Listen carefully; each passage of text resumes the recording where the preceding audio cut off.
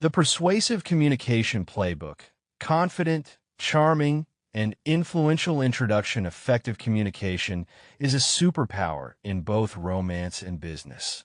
Whether you're trying to spark chemistry on a date or close a deal at work, the ability to connect, influence, and charm others is key. Fortunately, decades of research in psychology, behavioral science, and communication offer clear guidance on how anyone can become a more persuasive, confident, smooth, and charismatic communicator. This guide distills those findings from classic books like Dale Carnegie's How to Win Friends and Influence People to Robert Cialdini's Influence, and from studies of body language to the science of storytelling into practical strategies.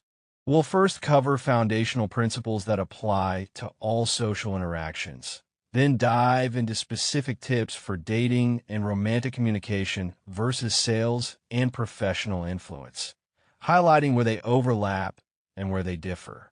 Short paragraphs, bullet-pointed tips, and clear headings will make it easy to scan and implement these ideas in real life. Let's get started on transforming your communication skills into true charisma and persuasive power. Part 1. Foundations of charismatic and persuasive communication. Some principles of communication are universal. They make you more likable, credible, and compelling regardless of context. Mastering these will boost your charm on a date as much as your influence in a meeting. In this section, we cover the core mindsets and techniques, from the stories you tell and the way you phrase things, to how you stand, smile, and listen. 1. Mindset, confidence, empathy, and a growth attitude. Persuasive communication starts on the inside. Cultivating the right mindset will naturally reflect in your words and body language. Believe in your value. Confidence is consistently rated as a highly attractive and persuasive trait. Research confirms that both men and women find confidence very appealing in potential partners. And in professional settings, people tend to lend faith to individuals who appear self-assured. In one experiment, men trained to approach speed dating with a confident mindset were perceived as higher status and more desirable. They were chosen more often as dating partners. Likewise, in the office, projecting confidence boosts others' trust in your competence. 1, 2, 3, 4. Adopt powerful body language. How you carry yourself feeds into your mindset and others' impressions. Simply sitting or standing up straight can elevate your confidence and mood.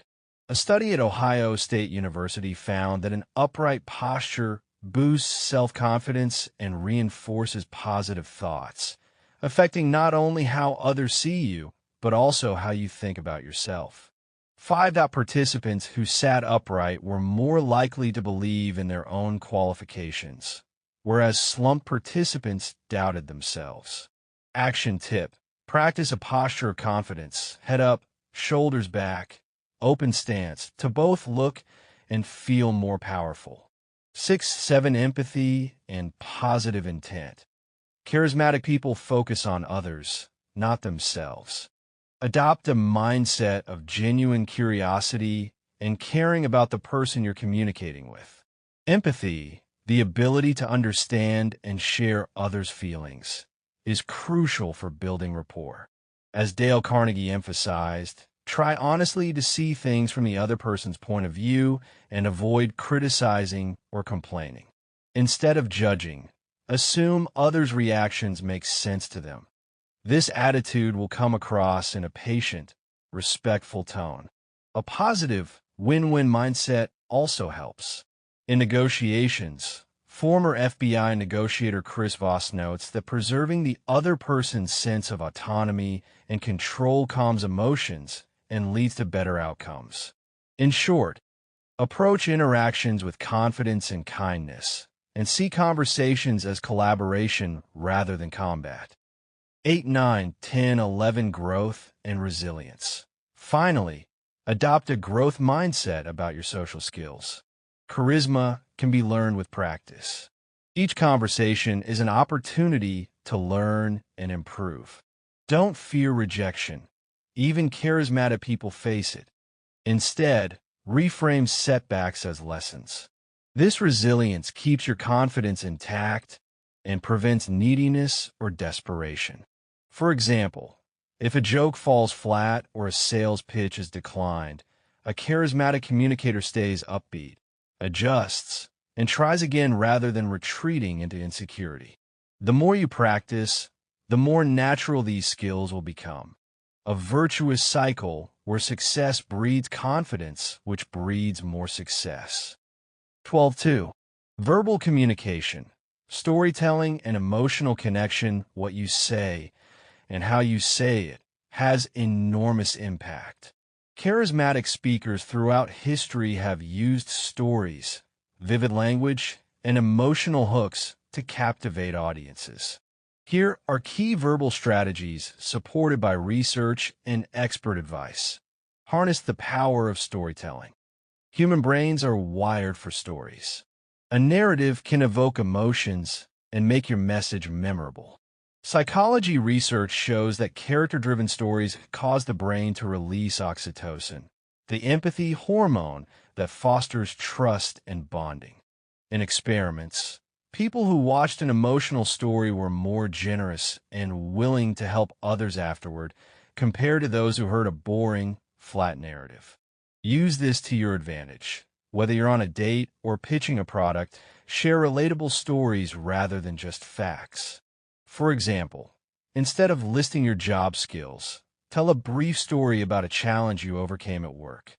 Instead of a generic flirty text like, "How was your day?" maybe share a funny little anecdote from your day and ask about theirs. Engaging stories not only hold attention, but also inspire an emotional response that makes you more persuasive. Remember to keep stories concise and with a point. The goal is to illustrate a point or reveal something genuine about you, not to ramble. 13.14 Use emotional and vivid language. Great communicators appeal to both logic and emotion. Don't be afraid to show enthusiasm or passion in your words. Research in consumer psychology finds that too much overly sleazy emotion can backfire, but showing stable, focused emotion works best. In practice, this means speaking with warmth and conviction. Let your 16 positive feelings show, but stay authentic and composed. Choose vivid words that paint a picture.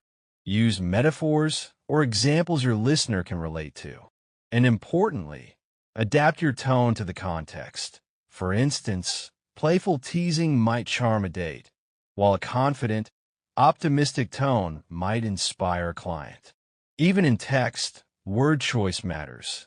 Exclamation points or emojis can convey excitement or humor, but use them judiciously to match your personality and the situation.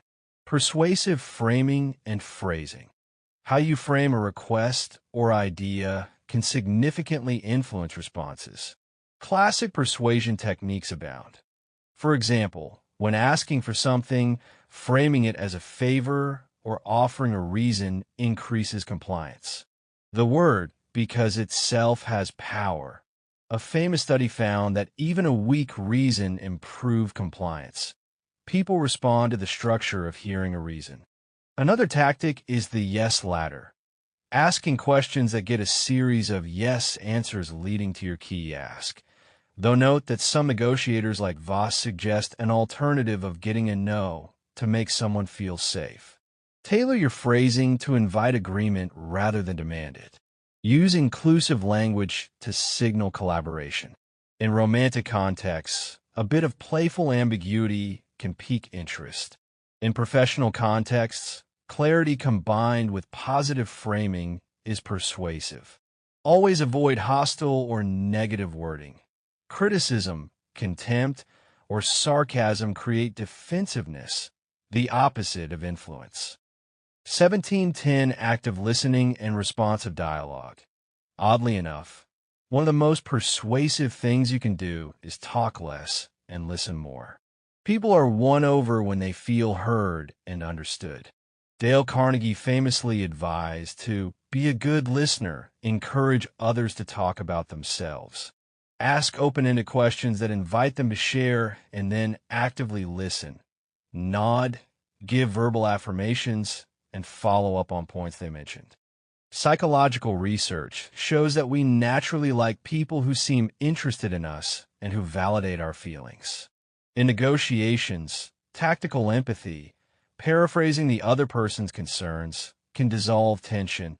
It sounds like you're worried this change would increase your workload. By labeling the other party's emotions or viewpoints, you signal understanding, and they automatically lower their defenses as a sign of appreciation. Similarly, in dating, reflecting and validating feelings creates a powerful bond. Mirroring is another subtle verbal trick. Repeating the last few words someone just said prompts them to elaborate and feels bonding.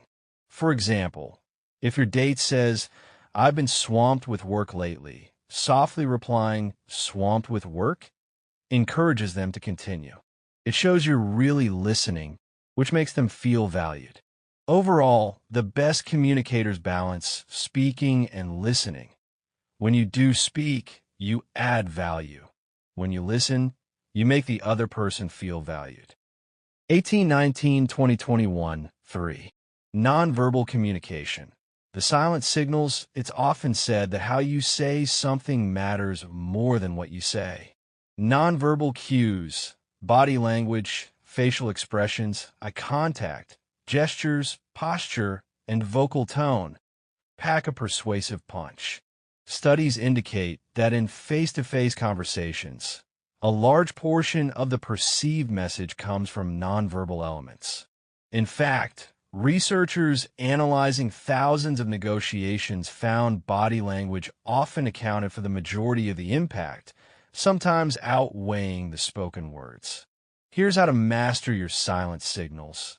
22-23 Open, friendly body language.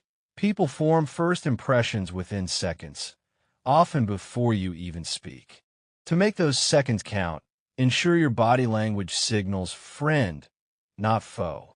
Psychologists describe universal friend signals that put others at ease: an eyebrow flash, a warm smile, and a slight head tilt. These cues trigger instinctive goodwill. Smiling, in particular, is incredibly powerful. Studies show smiling faces are judged as more attractive, likable, and less dominant. A genuine smile conveys confidence, warmth, and approachability. In both dating and business, a sincere smile can disarm skepticism and invite positive interaction. Tip: start interactions with these friend signals. Make eye contact and smile when greeting someone. Offer a friendly nod or eyebrow flash to create instant rapport. 24, 25, 26, 27, 26 Posture and presence. Stand or sit in a way that exudes relaxed confidence. Keep your posture upright and open, shoulders back, back straight, arms uncrossed.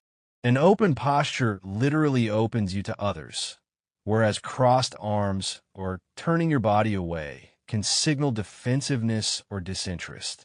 Aim to occupy space comfortably, not shrinking away, but also not looming aggressively.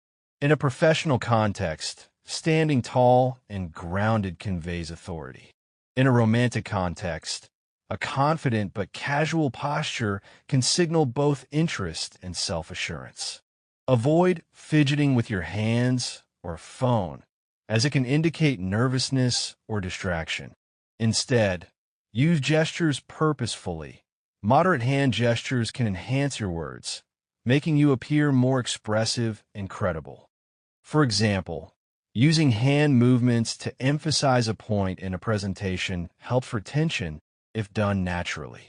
The key is to be aware of your body. Regularly check in, release any tension, and adopt a pose that is comfortable, balanced, and confident. Others will subconsciously mirror your body language. So if you appear relaxed and positive, it encourages them to feel similarly. Eye contact. The eyes truly are windows to the soul when it comes to communication. Making consistent eye contact shows attentiveness, confidence, and honesty. In Western cultures, people who maintain good eye contact are perceived as more trustworthy and likable. In dating, eye contact can generate attraction and a sense of intimacy, especially when paired with a smile. In fact, prolonged mutual gaze can even trigger feelings of love and connection according to some psychological experiments. In professional settings, eye contact signals confidence in your position and interest in the conversation. Aim for balanced eye contact, neither staring unblinkingly nor constantly looking away.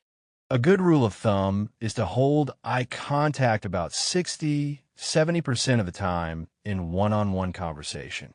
If you're speaking to a group, make eye contact with various people around the room to engage everyone. Bonus tip: if eye contact feels hard, practice by noticing the eye color of people you meet, a subtle way to train yourself to look them in the eye. Voice tone and pace. Your vocal delivery influences how your message is received even over the phone or video. A warm, well-modulated tone builds trust, while flat or jittery tone can undermine your words. Research analyzing persuasive speeches found that certain vocal qualities make a speaker seem more competent. Specifically, sounding focused, calm, and with stable emotions correlates with higher persuasiveness. In practical terms, this means speak clearly and at a measured pace. Avoid uptalk. Instead, use a confident, falling intonation to convey certainty. Vary your pitch and emphasis to keep listeners engaged. Chris Voss suggests using a calming late-night FM DJ voice, especially when trying to defuse tension or make the other person comfortable. On the flip side, showing some enthusiasm in your voice helps convey passion. For example, a slightly faster pace and brighter tone when sharing an exciting story or compliment. Match your tone to your message. If you're expressing empathy, soften your voice. If you're confident in a proposal, project that confidence with a steady, firm tone. Pause strategically to let important points sink in. Silence can actually draw attention.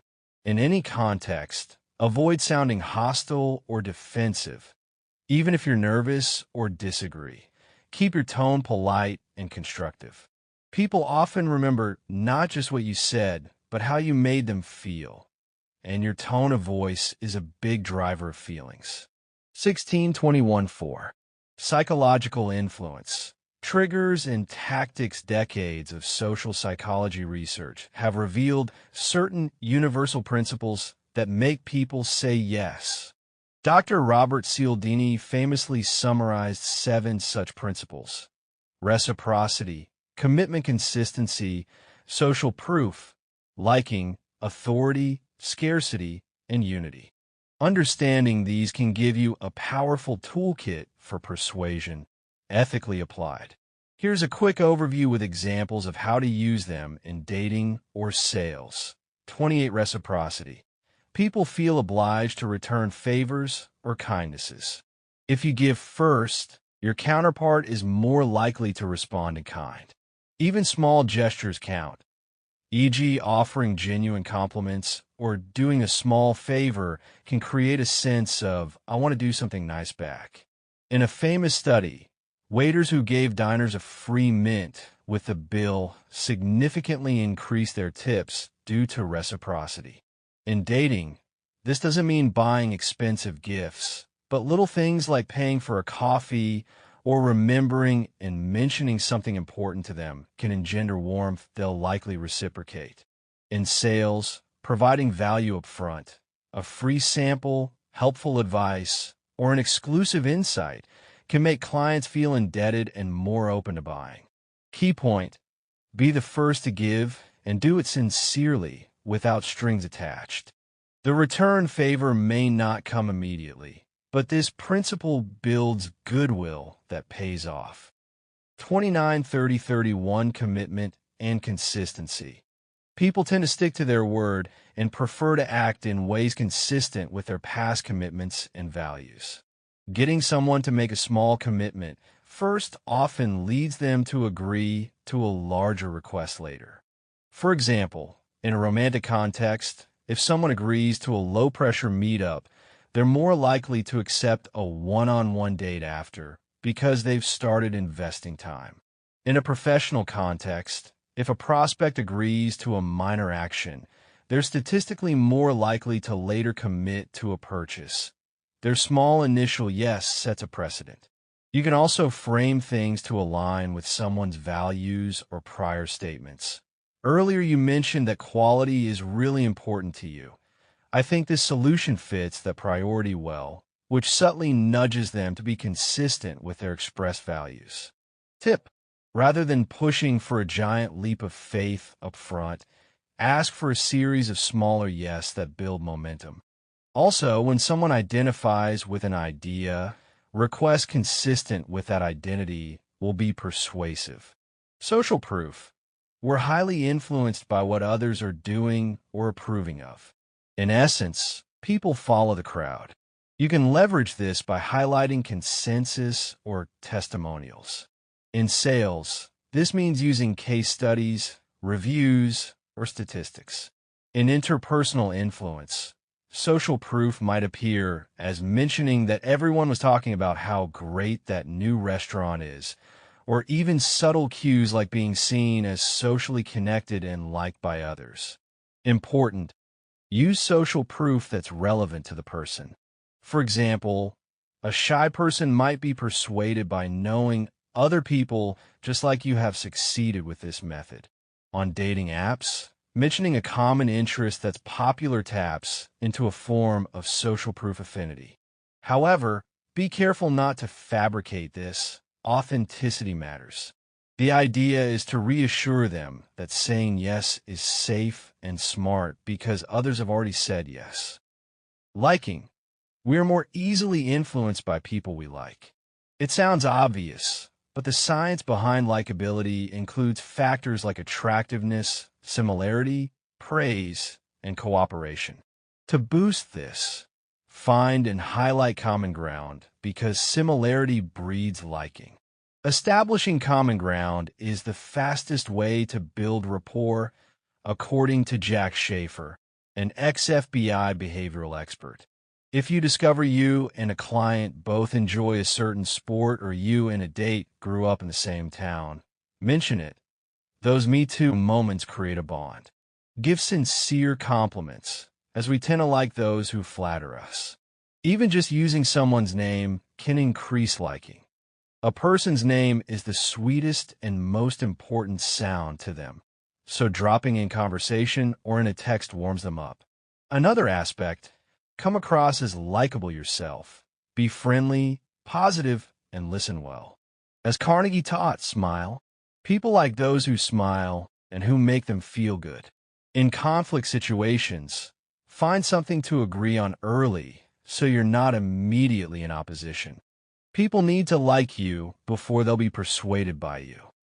32-8-33 Authority: we trust and obey authority figures or those who project expertise.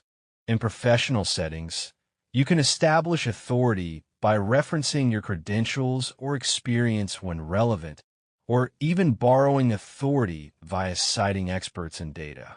How you carry yourself nonverbally also feeds this.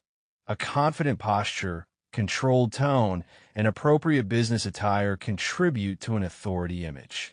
In dating, authority might be less applicable in the sense of expertise, but displaying leadership qualities or competence is attractive.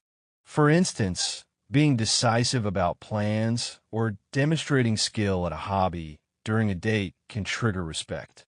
Also, social authority counts. Being well respected by your peers or having interesting passions can make you intriguing. Use this principle ethically. The goal is to assure the other person that you are credible and reliable. Warning: false authority will destroy trust if uncovered, so stick to genuine strengths. Scarcity: the less available something is, the more we want it. This is a classic marketing ploy because fear of missing out is real. In sales, you can highlight unique benefits or limited time offers. For example, this discount is only for this quarter, or we only take on 2 more clients this month to ensure quality attention. In dating and social life, scarcity translates to not coming off as overly eager or always available. This doesn't mean playing toxic mind games. Rather, simply having your own life and boundaries. For instance, you don't need to reply to every text within seconds. Being a bit busy signals that your time is valuable.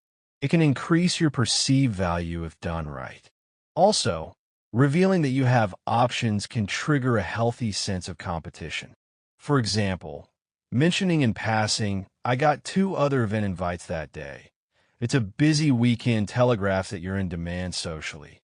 Again, use with care and integrity. The best approach is to actually be a person with a lot going on, not just pretend. Scarcity also applies to information. Don't spill your entire life story at once. Holding a little back can make others more curious to know you. In professional influence, being a bit less accessible can increase how much a client values your time or product. People often assign more value to something that isn't instantly attainable. Unity. This newer principle Cialdini added refers to shared identity. We are more influenced by those we consider part of our tribe or one of us. Creating a sense of unity can be as simple as using collective language. In dating, this might mean emphasizing a cultural or interest-based bond. In business, forging an us versus the problem alliance with a client makes you partners working toward a common goal. Anytime you can legitimately underscore a shared group, value, or experience, do so. It subtly moves the person from an other to an ally. Just be genuine. False claims of unity can backfire if discovered. Using these psychological triggers ethically means ensuring you're still honest and respecting the other's free will. These tools should be used to highlight real value and alignment, not to manipulate against someone's interest. When appropriately applied, though, they tap into fundamental human tendencies and can dramatically increase your persuasive impact. 28-28-5. Building rapport and trust influence flourishes on a foundation of trust and rapport. Rapport is that comfortable, in-sync feeling you get with someone when conversation flows easily and you feel understood. Here's how to accelerate rapport building. Find common ground quickly. As noted, establishing things you have in common creates instant connection. Early in a conversation, throw out a few hooks about yourself or questions to them that could reveal commonalities. When you find a mutual interest or experience, dive into it. It gives you both an easy, enjoyable topic and subconsciously marks you as similar. Jack Schaefer's friendship formula even quantifies rapport factors: proximity, frequency, duration, and intensity. Basically, spending time together more often for longer periods and with more emotional intensity all strengthen a relationship. So creating opportunities for interaction around shared interests can tick several of those boxes. 34-32. Practice active listening and validation. We covered active listening above as a verbal tactic, but so crucial for trust that it bears repeating as a mindset. When someone is speaking, give them your full focus. Use affirmative body language. Paraphrase or reflect feelings. That sounds really challenging. I can imagine how stressful that was for you. When people feel genuinely heard, they begin to trust you because you've demonstrated care.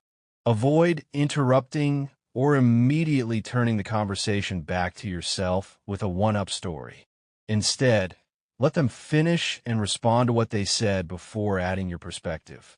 In negotiations or conflicts, this might mean summarizing the other person's stance to their satisfaction before presenting your ideas. In dating, it might mean if she's venting about a work problem, hold off on giving advice and first empathize.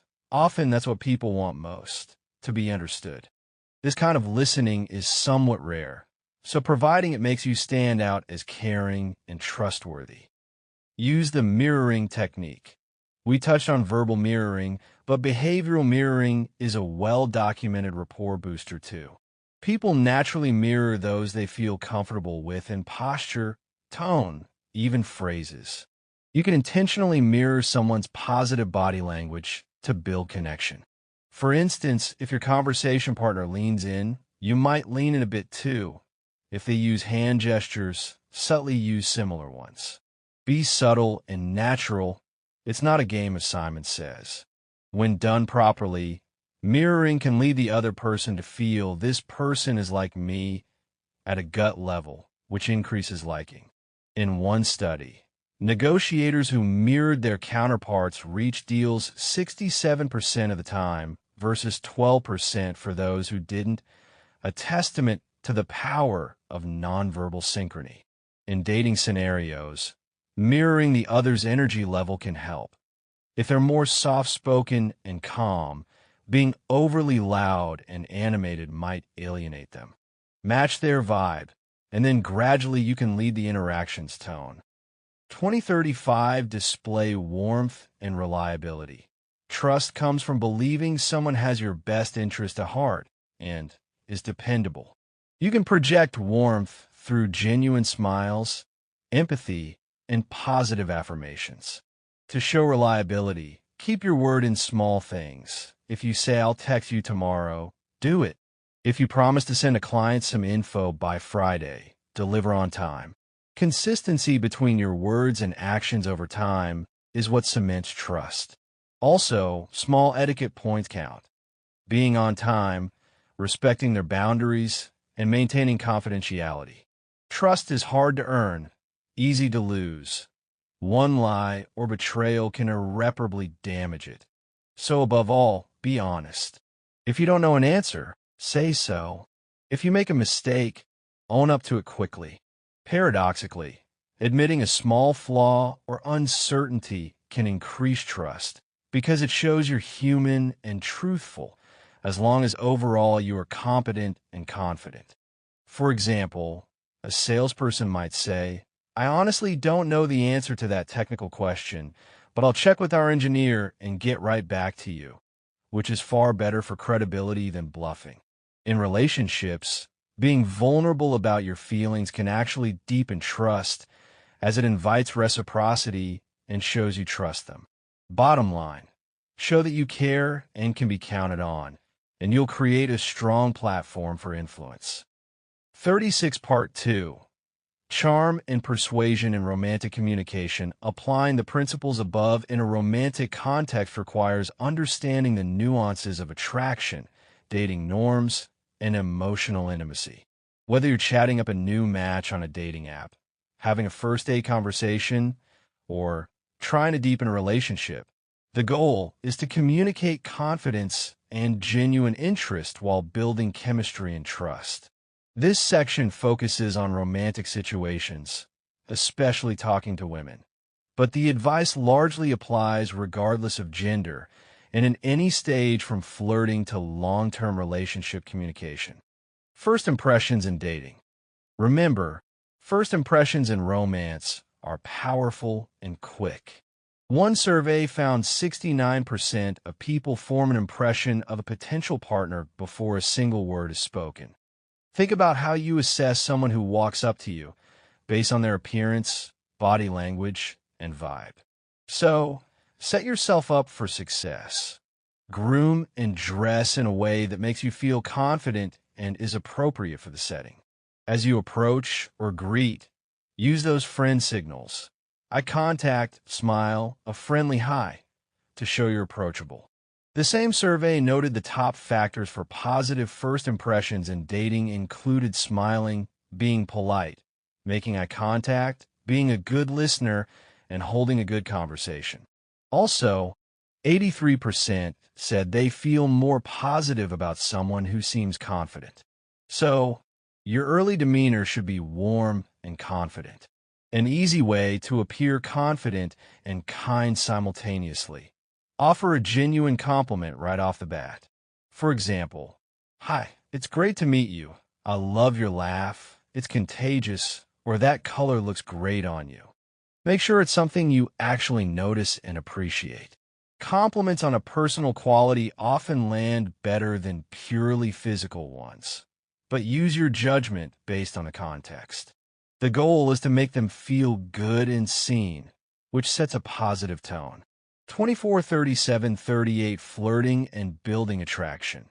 Being smooth in romantic communication often means balancing friendliness with a spark of playfulness or flirtation. Here are techniques to build attraction. Show interest and intent. If you're interested in someone, don't hide it to the point of seeming indifferent. You can signal interest through attentive body language and subtle verbal cues. For instance, in conversation, focus on her, ask follow-up questions about things she's passionate about, and respond with understanding or excitement. Use light, appropriate touch if the setting allows, and you sense comfort. Research shows that small touches can increase feelings of connection and likability, as long as they are welcome and respectful. On the flip side, avoid coming on too strong. Over-complimenting, constantly texting, or pressuring for commitment can be off-putting. People want to feel wanted, not hounded. It's attractive if you show you're interested but also have self-respect and other things going on. This is where the earlier principle of scarcity helps. For example, you might express, "I've really enjoyed talking with you. Would love to do it again sometime," but then actually follow through in setting a date and continue with your regular schedule. It creates a healthy tension where they know you like them, but you're not clingy. Neediness is the enemy of attraction. It signals lack of confidence. So always pair your interest with composure.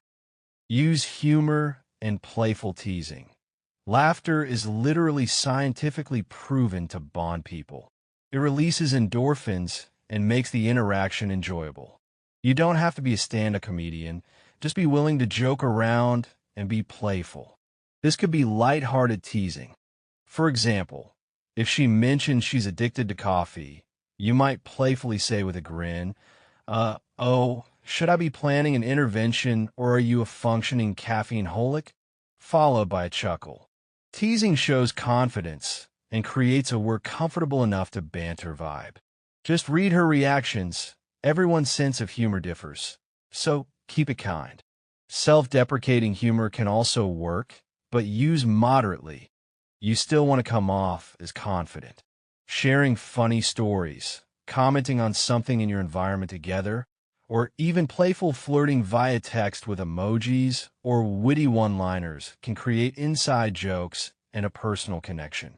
The best humor often is situational or callback humor. If humor doesn't come naturally, don't force pickup lines. Focus more on being positive and light. Smiling while you talk, even on the phone, makes your speech sound more engaging and flirtatious.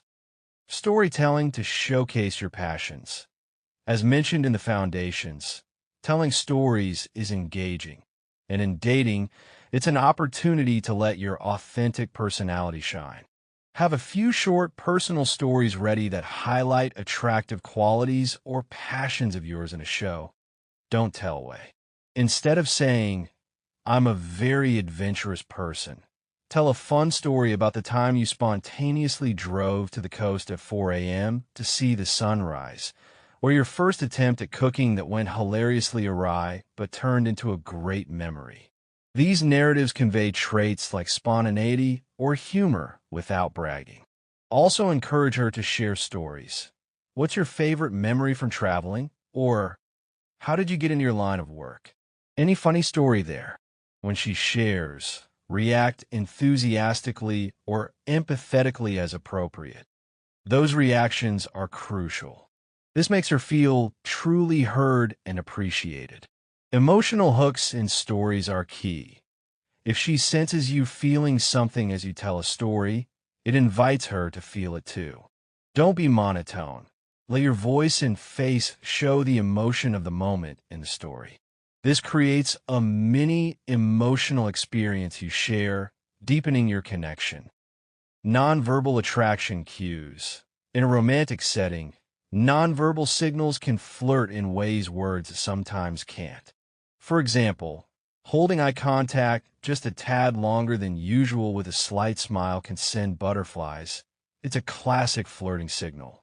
Mirroring her posture when you're sitting close, or leading her gently by the arm through a crowd, shows a protective confidence. Voice can be used sensually. Lowering your tone and speaking a bit more slowly can create intimacy.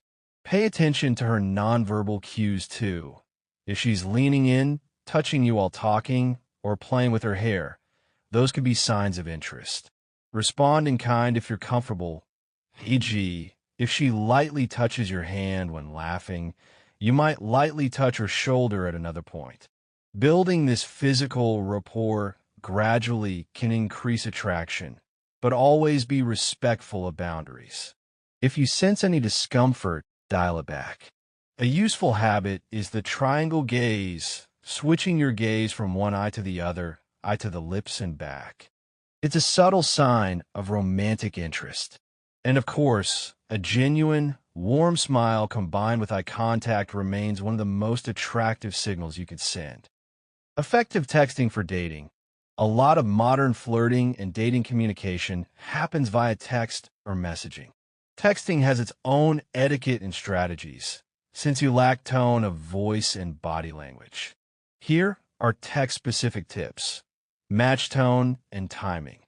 Notice the style and pace of the other person's texts and try to stay in the same ballpark. If they use emojis and lols, you can do the same to convey a similar playful tone. If they're more proper and only text in full sentences, maybe you keep emojis minimal and mirror that formality a bit. Timeliness matters too. Responding too fast to every message can give an impression of overeagerness, but responding too slowly can kill momentum or seem disinterested. A good guideline is to respond in a timely way that reflects your genuine availability. If you're free and see the message, there's no need to artificially delay. But if you're busy, it's fine to answer later, perhaps with a quick note if it's going to be a long delay. This shows consideration. The key is consistency. If you suddenly change your replying pattern without explanation, people might misinterpret. Also, if one person writes long texts and the other short, it can feel mismatched. Try to find a comfortable middle or gradually sync up with their rhythm. Keep it positive and light. Text is not great for heavy discussions or resolving conflicts. Tone can easily be misread. Research on relationships suggests that using text for support and affection can increase feelings of connection, but using it for arguing or serious talks can lead to misunderstanding and conflict. So generally, use text for positive interactions, sharing a funny meme, a compliment, a callback to an inside joke, or a casual check-in. This creates a steady drip of positive association. When you receive a text, read it with the best possible interpretation in mind, not hunting for negative subtext, and respond kindly. Without voice tone, sarcasm or jokes can be taken the wrong way. So maybe add an emoji or haha to ensure playful intent is clear. If a potentially sensitive topic does come up, it's often best to say, let's talk about this in person or on a call. I really value hearing your voice for this. That avoids spiral of misunderstanding via text. 3940 Engage and ask questions. A dead-end text can fizzle a conversation. If you want to keep the momentum, ask questions or share something engaging. For example, if she says she had a good weekend, don't just reply nice. Instead, nice. What was the highlight? Or share a bit of your weekend, and then ask about hers. Showing genuine interest through questions and text is the same as in person. It signals you care about knowing more. Also, occasionally throw in a spontaneous, thoughtful message. If you know she had a big presentation, a midday, good luck today, you'll crush it can mean a lot. Or at night, a simple just thinking of you. Hope you had a great day. Text can build emotional closeness, as it's a small ping of affection that research shows can strengthen relationships. Use texting to maintain a connection between dates, but don't overwhelm. Quality over quantity. A few meaningful texts beat dozens of mundane ones. 4142 know when to move to real voice meet. Texting is a tool to communicate, not an end in itself. Often the most persuasive move is to suggest a call or a date when the time is right, because hearing each other's voices or meeting face-to-face greatly deepens connection. If you've been bantering positively over text, it's charming to say, texting is fun, but I'd love to hear your laugh in person. Free this week for coffee. It shows confidence and initiative. In an ongoing relationship, if an argument or misunderstanding starts brewing via text, pick up the phone or wait to discuss in person. Many 43-44 couples report that texting can cause miscommunication, so they set rules like no serious talks over text.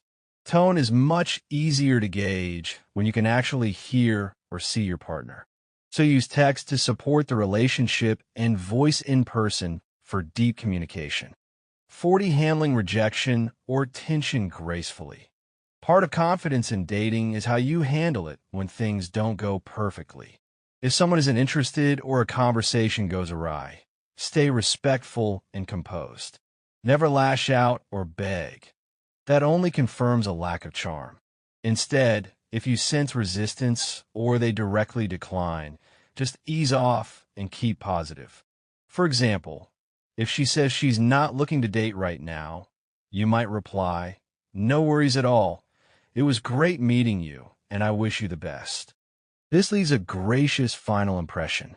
Similarly, in an ongoing relationship, conflicts will happen. A persuasive communicator focuses on understanding and finding common ground rather than winning the argument. Use those skills of listening and empathy before asserting your points. Approach problems as partners against the problem rather than opponents. This mindset is both persuasive and charming. Finally, authenticity is crucial in romance. All the techniques in the world won't work if you're pretending to be someone you're not or using them as manipulative tricks. People will eventually sense incongruence.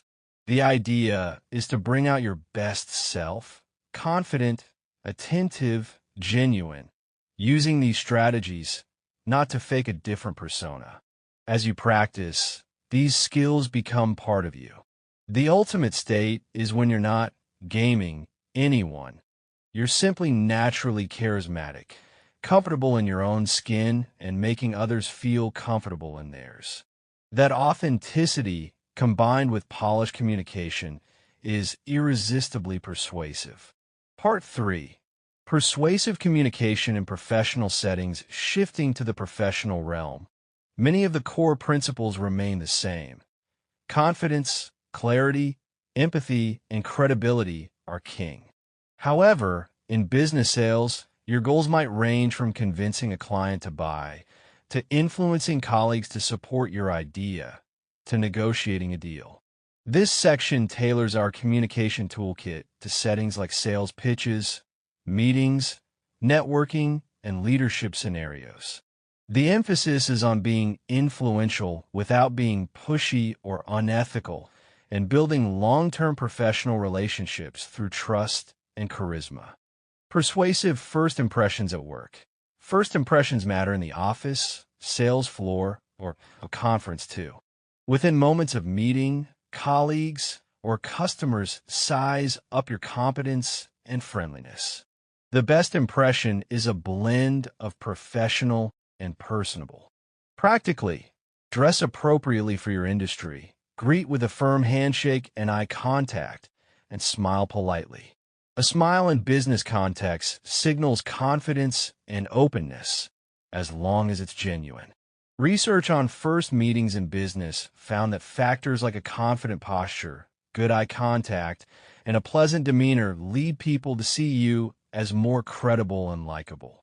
Also, prepare a succinct elevator pitch about who you are or your project because inevitably you'll be asked. Being able to smoothly introduce yourself or your idea impresses people. For example, instead of just, "I'm in marketing," say, "I help tech companies tell their story and grow their customer base through data-driven marketing." It's confident, clear, and invites follow-up 37 questions. Just as in dating, confidence plus warmth is the magic combo. You might even consciously use some liking tactics, find a point of commonality with a new colleague, or give a small, sincere compliment. Such gestures break the ice and set a collaborative tone. Mastering the art of sales and influence. Whether or not you're in a formal sales role, at some point you'll need to sell an idea, a product, or yourself. Here's how to apply our principles in these persuasion-heavy moments. Build rapport first, sell second. A classic sales adage is, people buy from people they like and trust. So your initial focus in any pitch or persuasive conversation should be establishing rapport, not diving straight into your agenda. Techniques to do this include a bit of friendly small talk or genuine inquiry, finding common ground. Maybe you both share a hobby or know someone in common, and displaying empathy for their situation. If in person, those friend signals, smile, open posture, engaged listening are critical. Personalize your approach. People can sense a generic script. For example, when writing a sales email, use their name and perhaps reference something specific about their company's needs. One guide suggests, personalize your emails by including the customer's name, company, location, or other relevant info. Show right away that you've done your homework and you're focused on their needs, not just your pitch. This might mean starting by acknowledging a problem they have. "I notice your team has been expanding rapidly." That's exciting. "I imagine onboarding so many new folks can be challenging, though." This invites them to open up about their needs. Only once rapport and understanding are established should you transition into how you can help. Building this relationship-oriented foundation makes the persuasive part far more effective.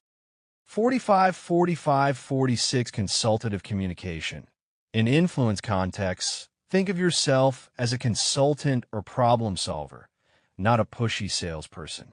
Ask questions to truly diagnose the other person's goals and pain points. Use active listening when they respond, and periodically summarize their key concerns. So if I'm hearing correctly, your main priority is improving X without increasing Y. Does that sound right?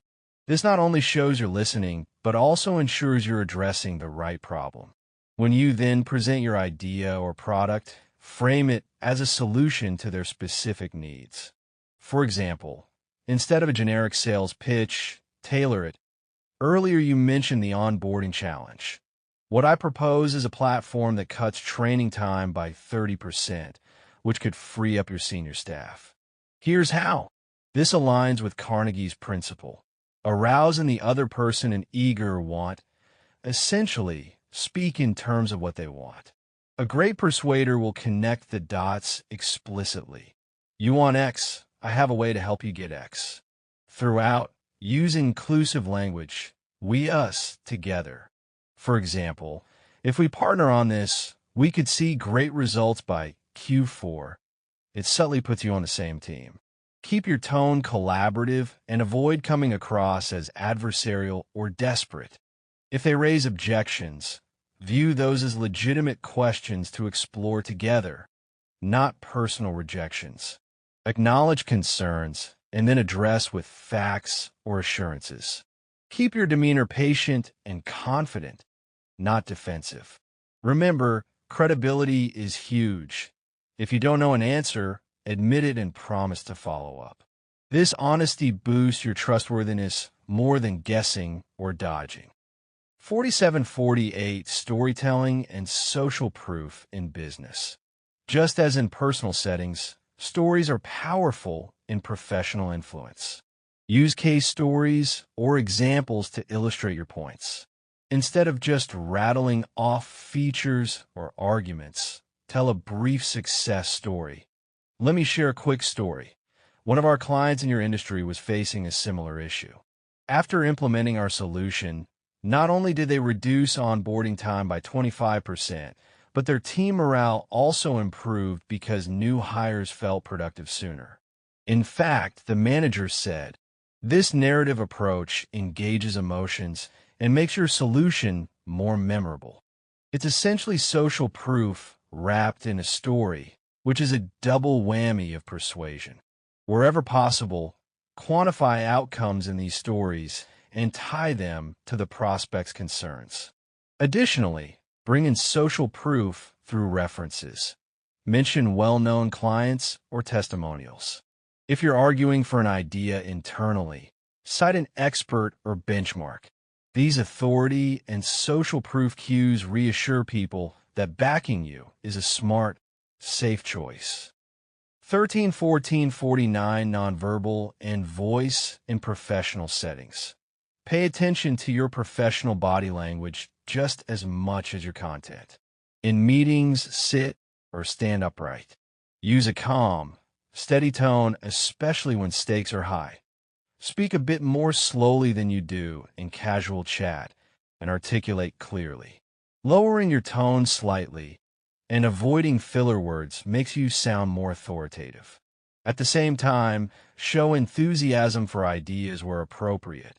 A monotone pitch about an exciting opportunity won't convince anyone it's exciting. Smile and use hand gestures during presentations to add energy. Make eye contact with your listeners to keep them engaged and show confidence in your message. If you're on a phone call, since they can't see you, focus on vocal cues. Stand up or walk while you talk, smile, and even consider using more vocal inflection than you might in person to compensate for lack of visual. If you sense the listener is losing focus, ask a question or change your pacing. Skilled communicators sometimes employ the tactic of lowering their voice almost to a whisper at a crucial point. This forces people to perk up and listen. In negotiation, mirror the other party's emotional tone. If they're agitated, stay calm and even-toned. If they're very formal, be formal. If they crack a joke, a light chuckle and response can build connection.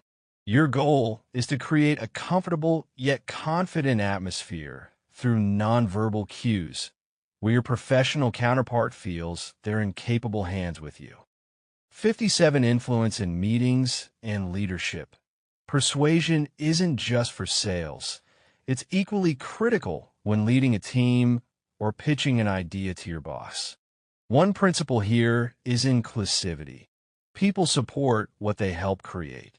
So in meetings, use a collaborative communication style.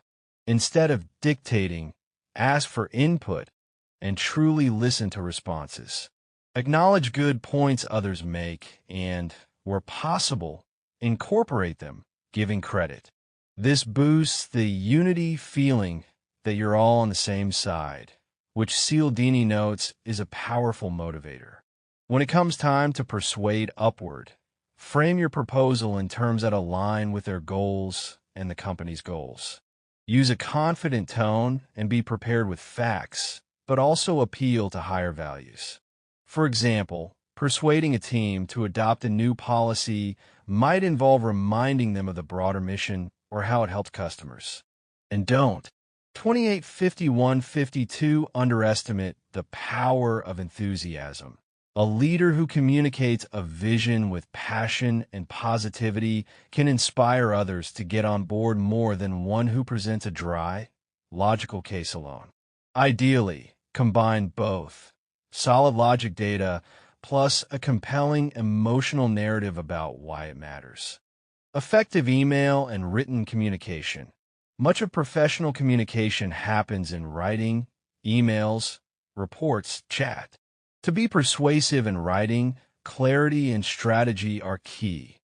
Clear and concise writing. Professionals are busy. Long, rambling emails or walls of text are likely to be skimmed or ignored. Aim for brevity without sacrificing courtesy.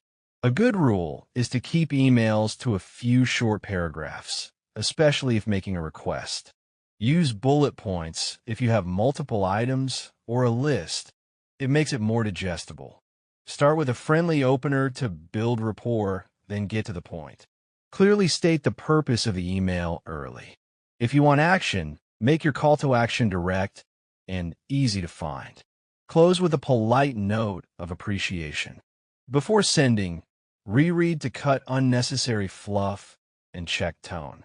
A concise, well-structured email shows respect for the reader's time and increases the chance of a positive response. 46 subject lines and opener. For cold or outreach emails, the subject line and first sentence determine if the person will even open or keep reading. Make subject lines relevant and intriguing, but not gimmicky. Something like "quick question about" or "idea for improving" can spark curiosity. In the opener, personalize and hook them. Perhaps mention a recent accomplishment of theirs or a mutual connection. Then one sentence about who you are and immediately segue into how it relates to them. Storytelling can even work in emails, e.g., starting with, "When I first spoke to a client in your industry, I was surprised to learn that." This can draw them in, but keep it short. The main point is to avoid looking like spam or a generic blast. Show you know who you're writing to and why they specifically would benefit from engaging with you. Tone in written communication. Tone can be tricky in writing.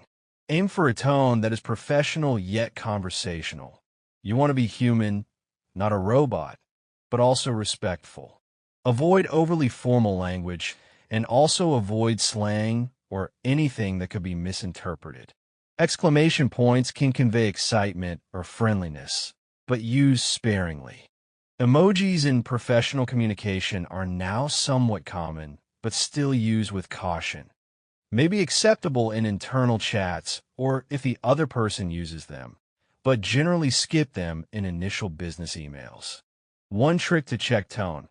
Read your email out loud to yourself and imagine how the other person might hear it. If anything could sound blunt or curt, add a softener. If you're persuading or delivering bad news, a buffer sandwich can help.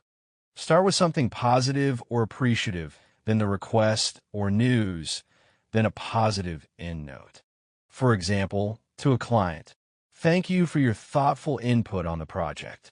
I have a suggestion that could potentially save us 10% on costs. Let me know your thoughts. I'm excited to hear what you think because our end goal is the same, a fantastic result. Appreciate your time on this." You see positive, then core idea, then positive. This tends to get better reaction than a blunt ask. Leveraging persuasion principles in writing. You can apply Cialdini's principles in written form too. Social proof.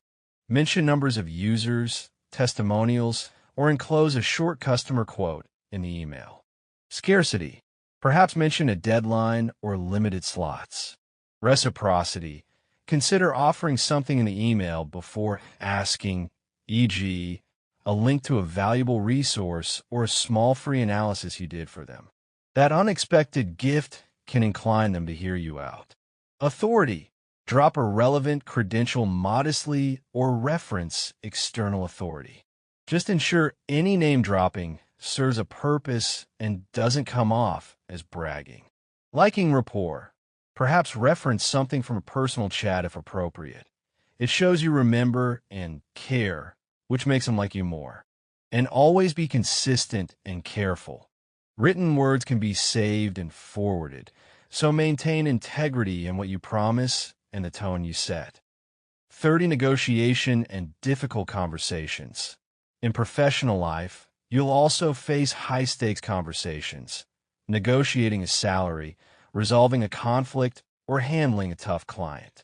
Persuasive communication in these moments can literally pay off. Prepare and use empathy. Enter negotiations with homework done and with an empathetic mindset about the other side's perspective. For instance, if negotiating a contract price, anticipate their budget concerns and be ready to address them. Often it helps to voice the other side's point of view for them, which Chris Voss calls an accusation audit. For example, you probably think I'm just trying to drive the price up, and that must be frustrating. Acknowledging their feelings or potential objections can diffuse their impact. As Voss notes, labeling the other's emotions can make them feel understood and soften their stance. 19. Aim for win-win and give choices. Influence is most sustainable when both parties feel they gained. Use language that reflects a win-win approach. Present options, if possible. People feel more in control when they can choose, and thus are more likely to agree to one of your proposals than a single take it or leave it. Even phrasing can provide a sense of choice. Instead of "we must do X," say "would you be open to X?" Alternatively, we could explore why. Let them feel their input matters. That said, be clear about your key points and limits. Being persuasive doesn't mean being a pushover. If you've built rapport and trust as recommended, you can assert your needs firmly and kindly. For example, "I really value this partnership. To continue delivering the quality you expect, we would need to adjust the fee too. I understand budget is tight, but perhaps we can find a creative way to make this work for both of us." This type of statement is honest about your stance, but also signals you're collaborative. Stay calm and confident under pressure. If a conversation gets heated or the other person is difficult, your ability to remain calm is crucial. People often mirror emotional states. Responding to anger with anger escalates, while responding with calm can de-escalate. Techniques: pause and breathe before reacting. Keep your tone measured. If you need, take a break. Use empathetic statements liberally. If you're in the wrong, apologize sincerely. If not, apologize for the impact. This can disarm hostility. Also, focus on the facts and issues, not personal attacks. Bring the discussion back to objective criteria. By demonstrating emotional intelligence in tough talks, you actually increase your persuasive credibility. People respect and trust those who keep their cool.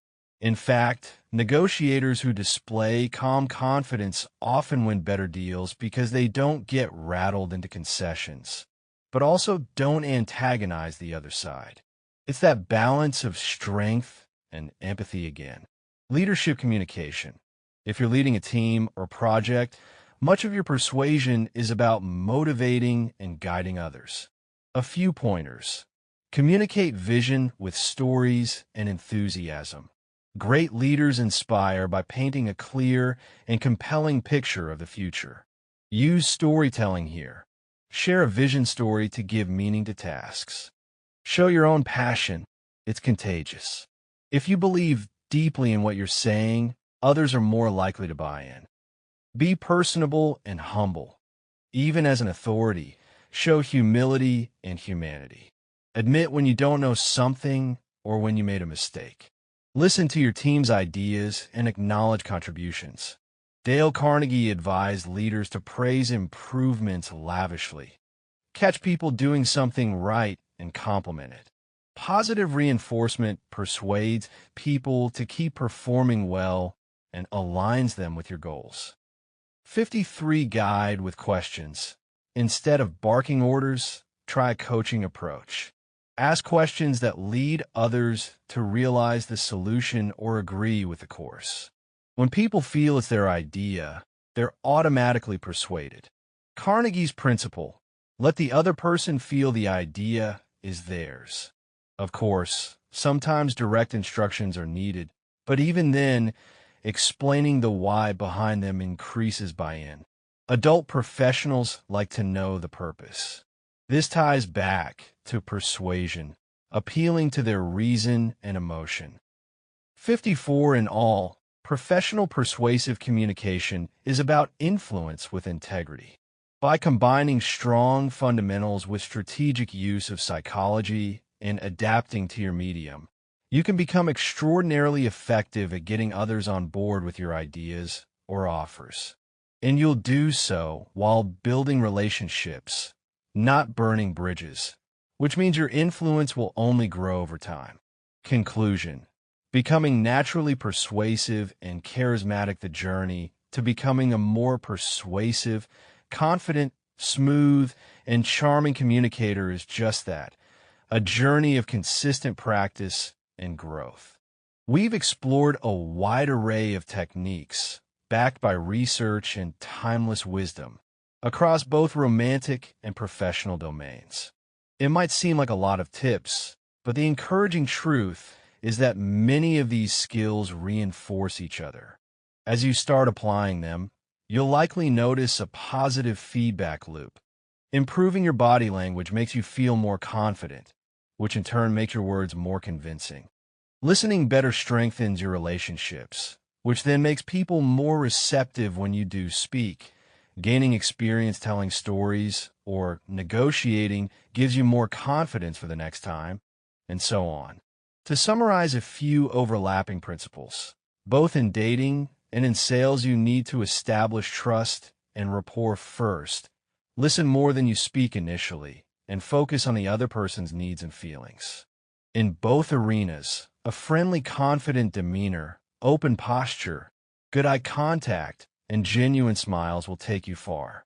Emotional intelligence, being able to read the room or the individual and adjust your approach, is invaluable whether you're on a date or in a boardroom.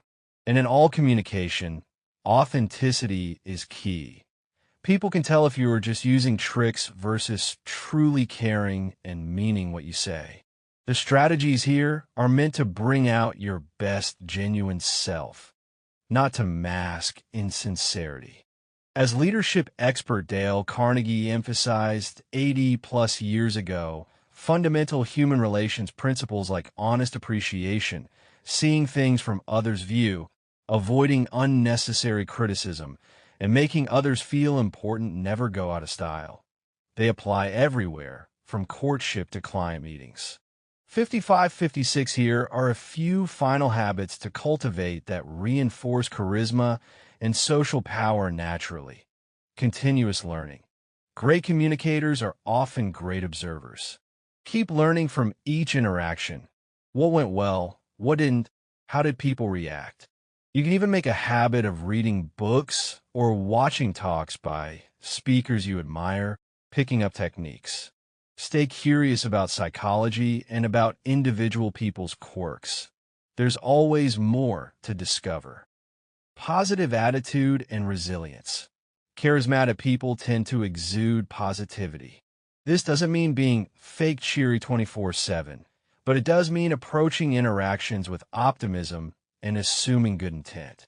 If rejected or if you stumble, recover with grace and humor.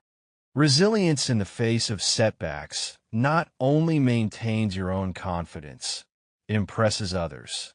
They think, wow, she didn't let that faze them. Respect. Practice, practice, practice. Communication is a skill. Seek out opportunities to socialize and present. If dating, consider it fun practice to chat with people everywhere, not just romantic prospects, but being friendly to a barista or striking up conversation at networking events.